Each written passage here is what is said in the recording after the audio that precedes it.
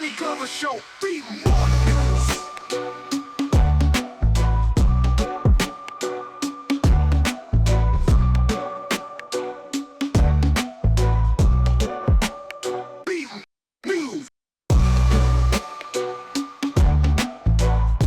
We'd like to welcome you to the Donnie Glover Show. Today's guest will be the incomparable attorney extraordinaire, Mr. Billy Murphy. Also, be sure to prepare for the January 4th Black Wall Street Empowerment Summit. Just go to Black Wall Street Summit 2025.eventbrite.com. This has been some election year. That's an understatement. What were you thinking as it was unfolding? I was praying that Trump wouldn't win, but God had other plans. And there's a reason this is happening in America. And I think it's the wrongs are coming back that have never been righted. And it's a karmic experience, because if you pass racism down generationally without opposition, which is true in 80% of the land mass of this country, where you have these communities that are still segregated from the habit of segregation and the resistance to integration, and where you punish the lovers, so-called, to a greater degree than the people that you have defined as, because there are no, we've all been, then if you don't do anything to stop that or undo that, it persists. And America has never, ever, except passing laws, done anything to break that culture. And so if it gets broken at all, it gets broken by accident. Some of the accidents are that the children of people who have taught them these things go to college and they find out the untruth of those things, because they're in a multiracial, multi-everything culture.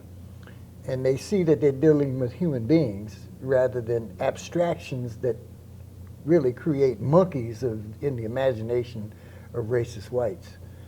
And when you break that down and you start to form friendships and you start understanding who you are dealing with, except without dealing only with the abstract notion that these are subhuman beings and don't trust them in this, they do this, they do that.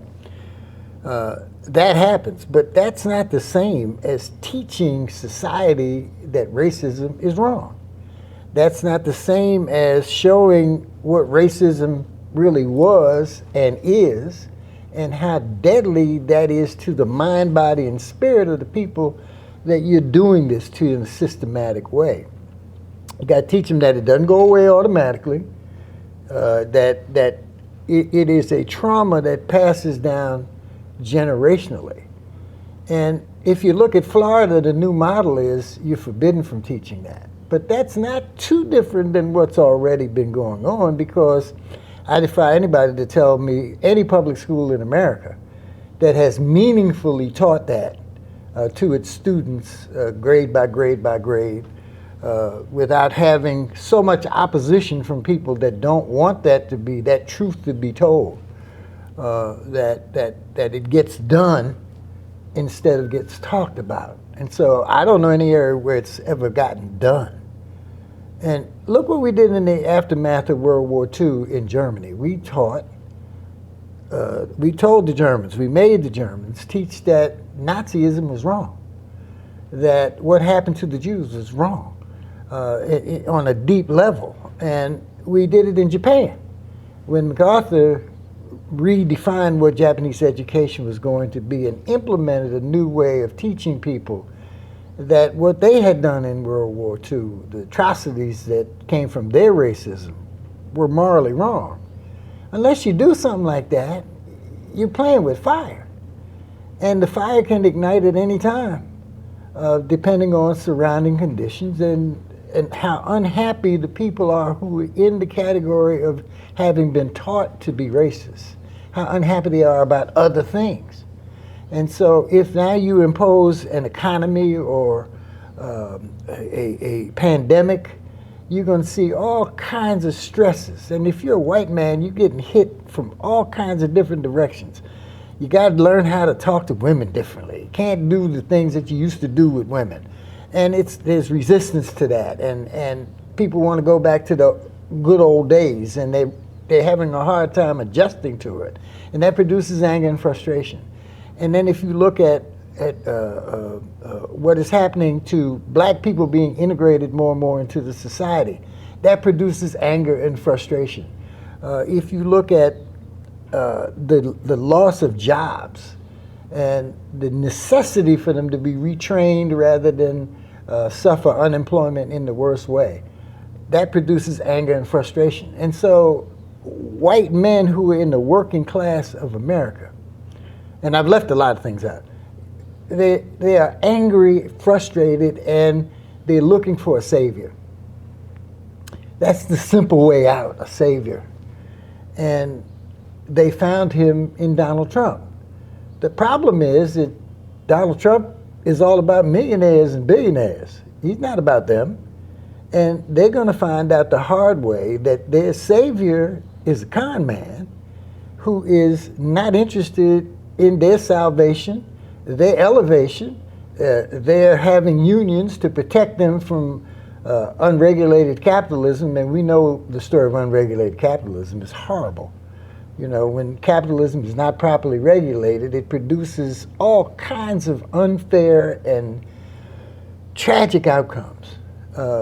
And you're about to see them lose their Social Security. You're about to see them lose their Medicaid and their health care. And they need this in order to survive. I mean, that's obvious to everybody but them. They are so interested in getting that savior in place, that charismatic leader that they've always wanted, somebody who's going to lift them up and make things right again in the way that they think ought to be right again.